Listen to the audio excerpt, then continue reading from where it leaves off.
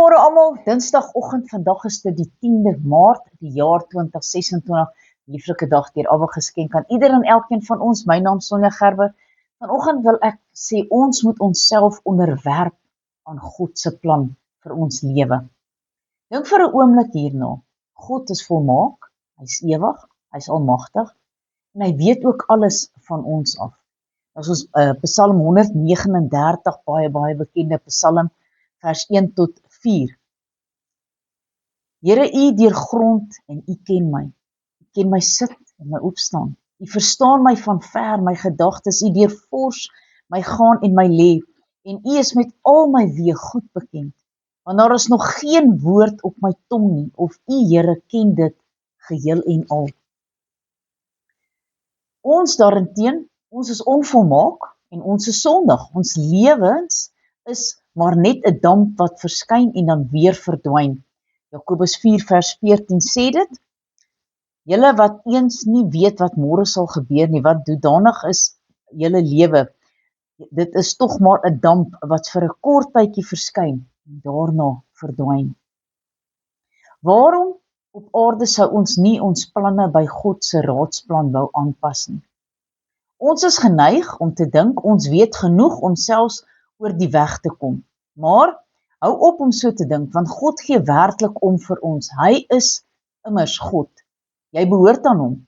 Hy gee vir jou alles wat jy nodig het in sy raadsplan. God gee die volgende versekering ook aan sy volk in Jesaja 41 vers 10. Wees nie bevrees nie, want ek is met jou. Kyk nie angstig rond nie, want ek is jou God. Ek versterk jou. Ook help ek jou, ook ondersteun ek jou met my reddende regterhand. So God se plan met jou lewe is nie verborgen nie. Hy sal presies vir jou wys hoe om op hierdie fundament wat hy reeds gelê het voort te bou. Sorg dus dat alles wat jy doen afgestem is op God se plan vir jou lewe. En onthou, ongehoorsaamheid is nie in God se plan vir jou lewe nie. Gehoorsaamheid is deel van God se plan vir jou lewe. As God se toewyding en besorgdheid oor jou nie genoegsame motivering is nie, luister hier, God het dikwels spesifieke mense geroep om spesifieke take te verrig, maar hy het ook sy hand van beskerming en voorsiening teruggetrek van diegene wat ongehoorsaam was. Jeremia 7 vers 13 tot 15 sê, omdat julle dan nou al hierdie dinge gedoen het, spreek die Here, en ek het met hulle gespreek, vroeg en laat, maar julle wou nie luister nie. En ek het julle geroep, maar julle het nie geantwoord nie. Daarom sal ek aan die huis waaroor my naam uitgeroep is, waar julle so op vertrou, en aan die plek wat ek aan julle en julle vaders gegee, doen soos wat ek aan Silo gedoen het. En ek sal julle van my aangesig verwerp, soos ek julle broers, die hele geslag van Efraim verwerp het. En dan gaan ons na Romeine 1 toe, en vers 18 tot 32, en dit is nou die afgoderry en verdorwenheid van die heidene, want die toorn van God word van die hemel af geopenbaar oor al die goddeloosheid en die ongeregtigheid van die mense, wat in die ongeregtigheid die waarheid onderdruk, omdat wat van God geken kan word in hulle geopenbaar is, want God het dit aan hulle geopenbaar, want sy onsigbare dinge van die skepping van die wêreld af in sy werke verstaan en duidelik gesien kan word, naamlik sy ewige krag en goddelikheid, sodat hulle geen verontskuldiging het nie, omdat hulle, alhoewel hulle God geken het, hom nie as God verheerlik of gedank het nie, maar hulle dwaas geword en hulle oorlegginge en hulle onverstandige hart is verduister. Terwyl hulle voorgee dat hulle wys is, het hulle dwaas geword en die heerlikheid van die onverganklike God verander in die gelykvormigheid van die beeld van die verganklike mens en van die voëls van die viervoetige diere, die kruipende diere. Daarom het God hulle ook in die begeerlikheid van hulle harte oorgegee aan onreinheid om hulle liggame onder mekaar te onteer. Hulle wat die waarheid van God verruil het vir die leuen en die skepsel vereer en gedien het bo die Skepper en wat geprys moet word tot in ewigheid. Amen.